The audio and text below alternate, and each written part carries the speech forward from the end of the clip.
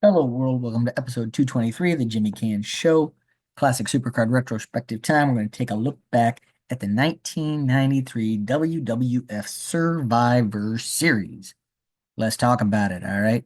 Um, Obviously, it was a WWF event. It was held on a Wednesday, November 24th, 1993, in Boston, Massachusetts, from the Boston Garden. This is the Classic Garden back then. It was broadcast live on pay-per-view and later released on VHS, courtesy of Coliseum Video. It was around 15,500 in attendance, and your action was called by Vince McMahon and Bobby the Brain Heenan. So we're still in an era where we're getting a lot of traditional Survivor Series matches. So our first contest here was a traditional Survivor Series matchup. You had the team of IRS Diesel, Rick the Model Martel, and Adam Baum with Harvey Whippleman facing the team of your Intercontinental Champion, Reyes Ramon, 1, 2, 3 Kid, Marty Jannetty, and Mr. Survivor Series Strikes. Um, this is a tried and true WWF staple here. Perfect was subbed out.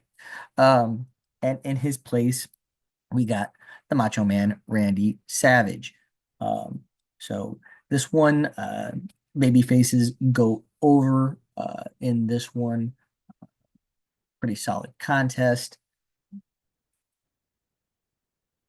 Kid and Janetti being your two survivors, kind of surprising, given who all was in this match. The Razor went out and Macho went out, and everything. I mean, if the babyface was going to win, you would have thought those two would have been the potential ones, but obviously, uh, they were maybe seeing something here. But we all kind of know plans change, especially with Janetti. Anyway, next up we have the continuation of the Bret Hart Jerry Lawler feud as the Hart family, which was Bret, Bruce, Keith, and Owen, who had Stu actually out there in their corner facing Jerry the King. Nope, it's a Survivor Series. It strikes yet again.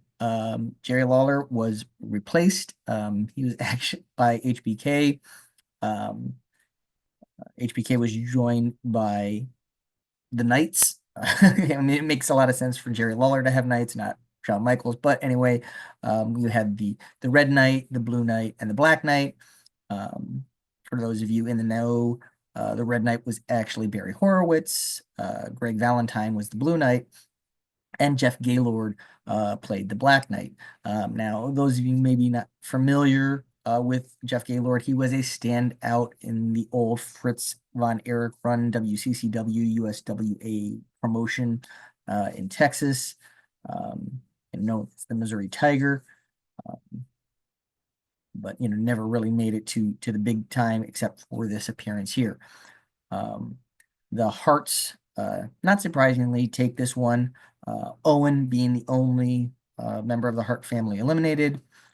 After the match, he storms back, confronts the rest of the family, specifically Bret, and this helps set up the seeds of jealousy down, the road between Owen and Bret. And Lawler was actually out of this one due to some legal accusations that he was later cleared of, but that was the reason for the substitution in this one. Um, Next up, we have a matchup for the Smoky Mountain Wrestling Tag Team titles. Interesting to have Smoky Mountain title defended on a WWF pay-per-view, but we have Ricky Morton, Robert Gibson, the Rock and Roll Express defending their titles against the Heavenly Bodies, which was Dr. Tom Pritchard, and the Gigolo Jimmy Del Rey, who were managed by Jim Cornette.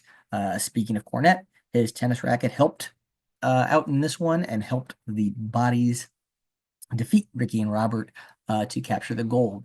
So we actually see a Smoky Mountain title change on a WWF pay-per-view. After that, we've got uh, uh, Bam Bam Bigelow, accompanied by Luna, teaming up with Bastion Booger, as well as Fatu and Samu, the head shrinkers, along with Afa, to face four Doinks. So Doink is now a babyface, and he pulls a fast one on the heels here. Obviously, we're not going to really have four Doinks, even though enough guys portrayed that character that you probably could if you put them all together. See, who was it all? It was Matt Bourne, Steve Kern, uh, Ray Apollo, and Steve Lombardi, I think, all at one point in time uh, played Doink. So, you could have gone that route, but they didn't. Like I said, this is a Survivor Series. This one was a planned swerve, though, and we actually ended up with Mo Doink, Mabel Doink, joined by Oscar Doink, as well as Butch Doink and Luke Doink. So, it's basically men on a mission in the Bushwhackers against Bam Bam's team. And all four of the baby faces survive in this one. And then we get our only Survivor Series matchup with named teams. We get the All Americans against the Foreign Fanatics.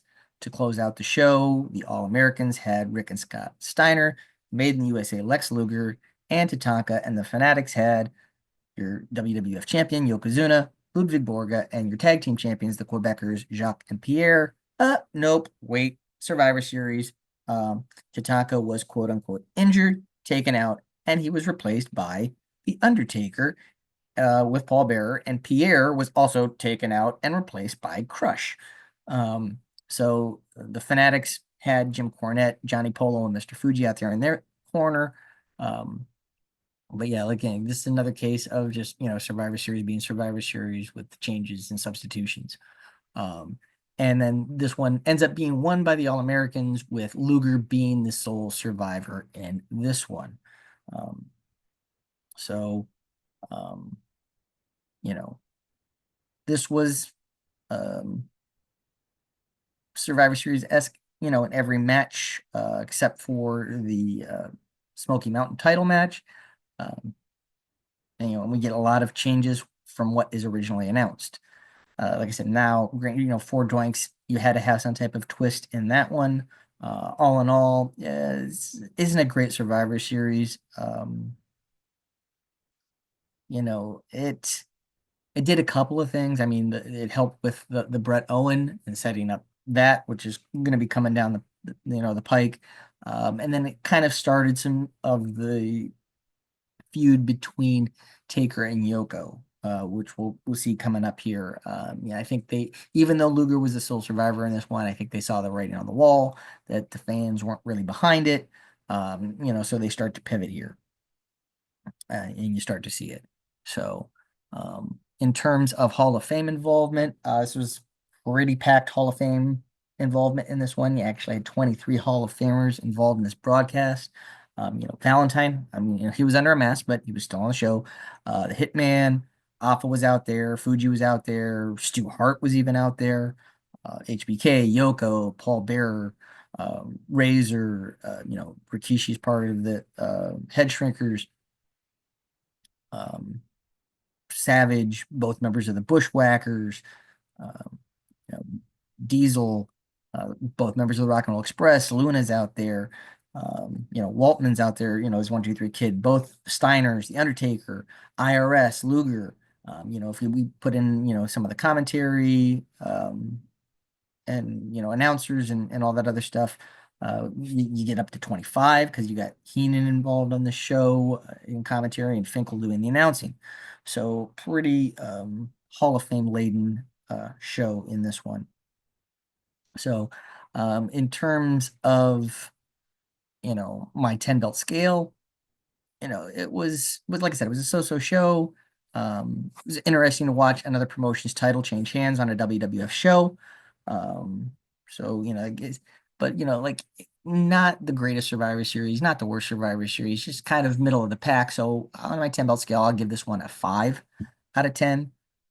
So there you have it. So our next classic retrospective that we'll be bringing to you will be Starrcade 93, which is the 10th anniversary of Starrcade. So circle back sometime next month and we'll have that one for you. So give us a like, share, subscribe wherever you are. Hope everyone's doing well. Take care of one another, and I will see you all when I see you.